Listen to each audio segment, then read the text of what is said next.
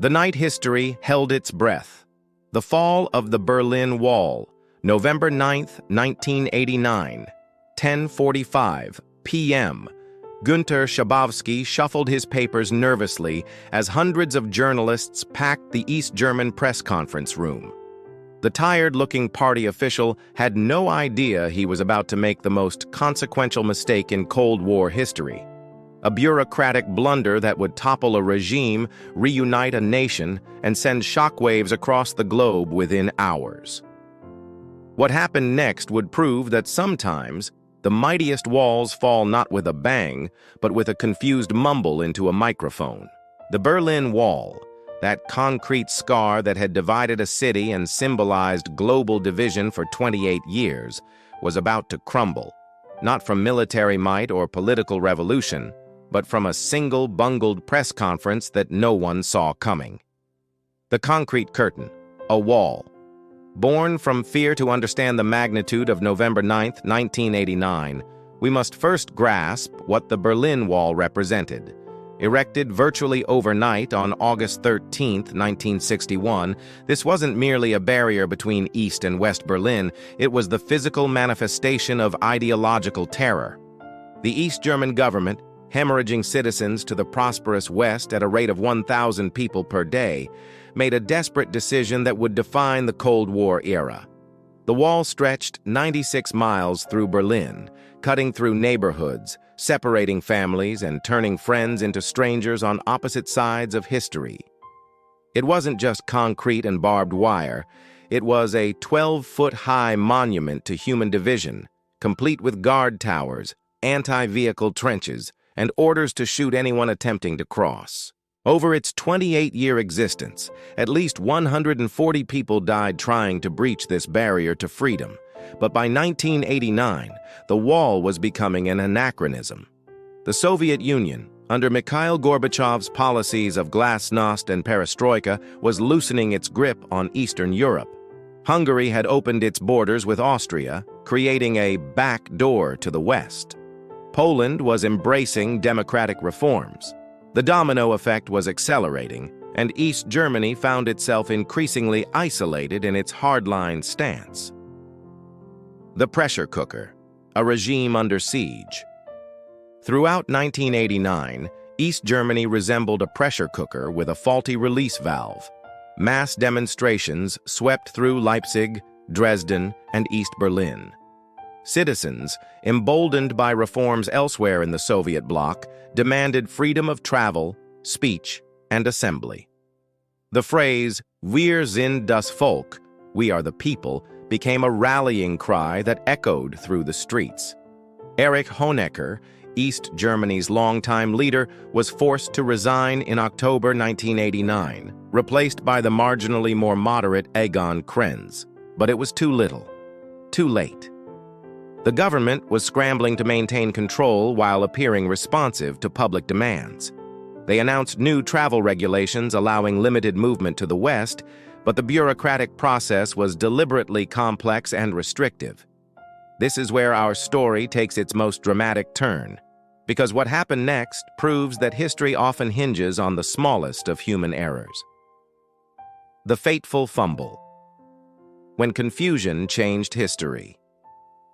On November 9, 1989, the East German Politburo met to discuss new travel regulations. The plan was to allow limited travel permits starting the following morning, with significant bureaucratic hurdles still in place. This information was hastily communicated to party officials, including Günter Schabowski, who was scheduled to hold a routine press conference that evening. Schabowski, exhausted from meetings and poorly briefed on the new policy, arrived at the press conference with incomplete information. When Italian journalist Riccardo Ehrman asked about the new travel regulations, Schabowski fumbled through his papers, reading from notes he barely understood. "Private trips to foreign countries can now be applied for without prerequisites," he announced uncertainly.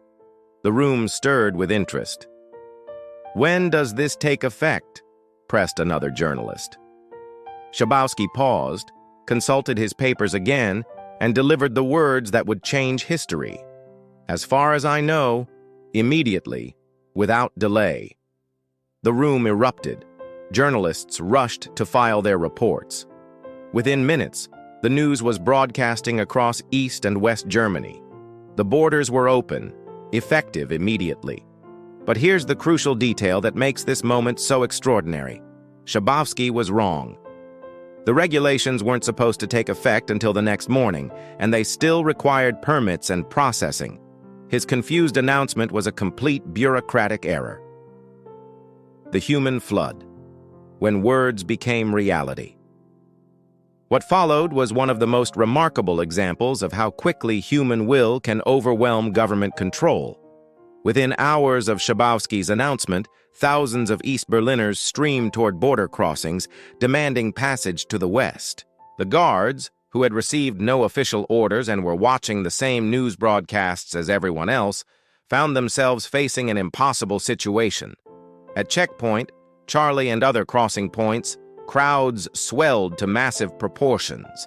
Citizens arrived with hammers, pickaxes, and bare hands, chanting and celebrating. The guards, trained to shoot anyone attempting to cross, now faced thousands of their own neighbors and friends demanding their freedom. Lieutenant Colonel Harold Jaeger, commander of the Bornholmer Strasse checkpoint, made a decision that epitomized the evening's surreal character. Faced with 20,000 people and no clear orders from above, he decided to open the gates rather than risk a massacre. "I opened the barrier," he later recalled, "because I felt it was the only way to prevent a catastrophe." As the first East Germans crossed into West Berlin, something magical happened. West Berliners, who had been celebrating in bars and living rooms while watching the news, rushed to the wall with champagne, beer, and flowers. Strangers embraced strangers. Families separated for decades were reunited in tearful scenes that played out across the world's television screens. The hammers and pickaxes, dismantling division. By midnight, the celebration had transformed into something even more powerful: active destruction of the wall itself. Citizens from both sides armed themselves with hammers, pickaxes, and any tool they could find, beginning to physically tear down the concrete barrier that had divided their city for nearly 3 decades. The sound of hammers against concrete became the soundtrack of liberation. Pieces of the wall, graffiti-covered and concrete gray, became instant souvenirs of freedom. Mauerspekte, wall woodpeckers, as these impromptu demolition workers were called, chipped away not just at concrete, but at 40 years of division. Border guards, still uncertain of their orders and unwilling to fire on their celebrating countrymen, stood aside and watched. Some even joined the celebration, sharing drinks with the very people they had been trained to stop. The morning after, when reality set in, dawn broke over a transformed Berlin. What had begun as a bureaucratic mistake had become an unstoppable force of historical change. The East German government, caught completely off guard by the night's events, faced an impossible choice: use force to restore the border, risking massive bloodshed and international condemnation, or accept that their wall, and with it their authority, was finished. They chose the latter. Within days, official demolition began. The wall that had taken months to build was dismantled in weeks, though the process would continue for years as Berlin slowly healed its physical and psychological wounds. The ripple effect. When walls fall everywhere. The fall of the Berlin Wall didn't just reunite Berlin, it accelerated the collapse of communist governments across Eastern Europe. Within months, the Velvet Revolution transformed Czechoslovakia, Romania's Nicolae Ceausescu was overthrown and executed, and the Soviet Union itself began its final death spiral. The images of Germans dancing on the wall, hammering it to pieces while families reunited after decades of separation, became some of the most powerful symbols of the 20th century. They represented not just the end of the Cold War, but the triumph of human connection over ideological division. The lesson of November 9th, the fall of the Berlin Wall, teaches us that history's most pivotal moments often unfold not according to grand strategic plans, But through the unpredictable chaos of human action and error, a confused bureaucrat, reading from incomplete notes at a routine press conference, spoke words that freed millions and changed the world. It reminds us that walls built on fear and oppression, no matter how imposing they seem, are ultimately fragile.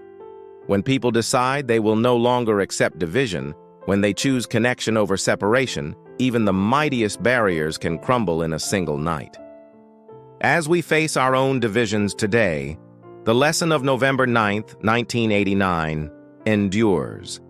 Freedom isn't just a political concept. It's a force of nature that, once unleashed, can move mountains of concrete and decades of history in the span of a single extraordinary evening. The wall fell not because armies conquered it, but because people refused to accept it any longer. And in that refusal lies one of humanity's most powerful truths, that in the end, connection will always triumph over division, love over fear, and hope over despair. Sometimes the most important words in history are the ones never meant to be spoken.